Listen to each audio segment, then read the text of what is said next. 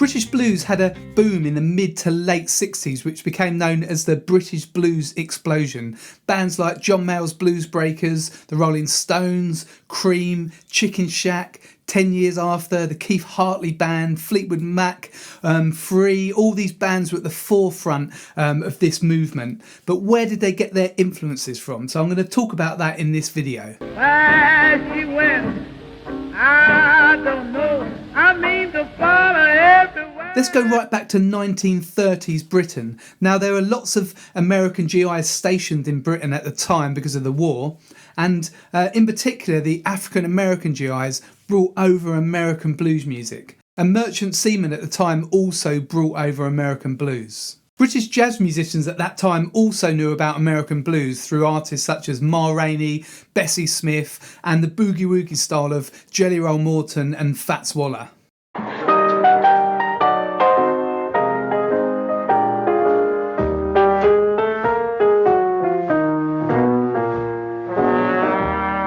To talk with all by myself.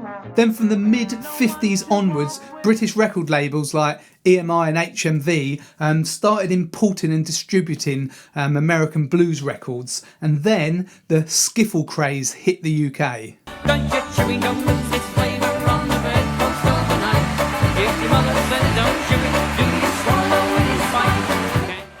Skiffle also originated in America. It was popular at the beginning of the 20th century in America, and this music was played on instruments that a lot of them were homemade, so musical saws, jugs, washboards, cigar box guitars, and instruments like that.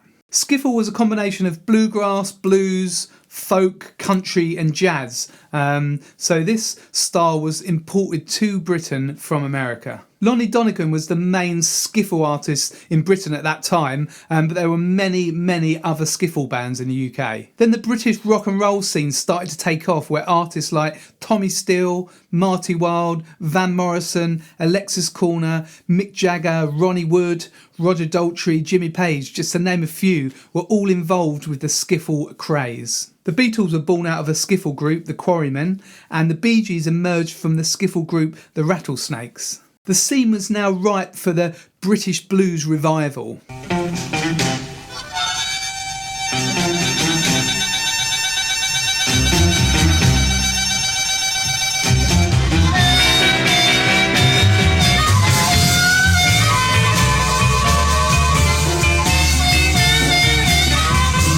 Cyril Davis, who was a guitarist and a blues harpist, ran the London Skiffle Club.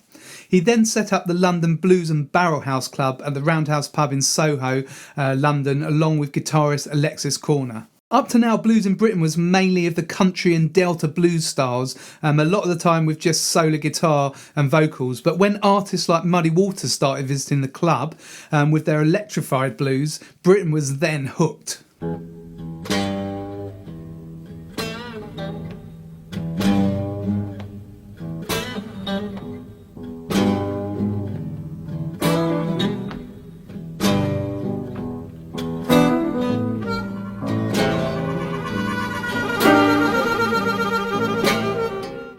Cyril Davis and Alexis Corner formed the band Blues Incorporated, where many British blues musicians played in the late 50s and 60s.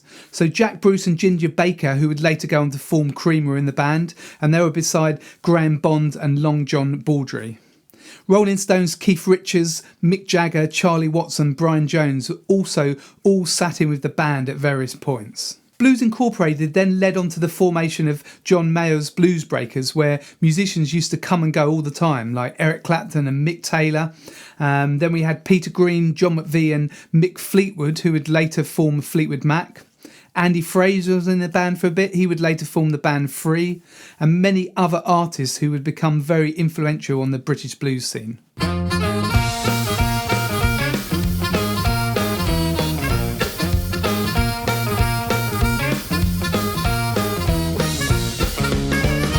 This was around the mid-60s, at the beginning of the British blues explosion era, where many bands that we know and love were formed and thrived. Many of the records that were produced in and around this time were covers of classic American blues tunes by artists such as Willie Dixon, Muddy Waters, Howlin' Wolf, Memphis Slim, Sonny Boy Williamson, Chuck Berry and Bo Diddley. The really interesting part of the birth of British blues to me is that lots of these artists that the British musicians were copying were relatively unknown in America, especially to the white middle classes. British blues was then imported back into America, and these American blues artists started to get the recognition that they deserved. This then led to the emergence of Southern rock and Texas blues in America. So there we have it. That's a short summary of the birth of British blues, and I hope you enjoyed it. It's a fascinating era, and the music and the tunes that came out of this era, relatively short era from the mid-60s to the late 60s, is absolutely fantastic. If you're interested in improving your blues bass playing and you want to look in depth at these iconic British blues bass lines, then click the link below in the description and that will give you more information about my brand new Greg's Bass Shed course called The Birth of British Blues. You can also pick up one of these awesome t-shirts. You can get them in yellow print and blue by clicking the link below in the description, or just head straight to my website gbshed.com/shop and pick t-shirts, and you'll find this t-shirt and many other bass t-shirts on there. This is Greg from Greg's Bass Shed. Thanks for joining me, and hopefully see you very soon in the next video.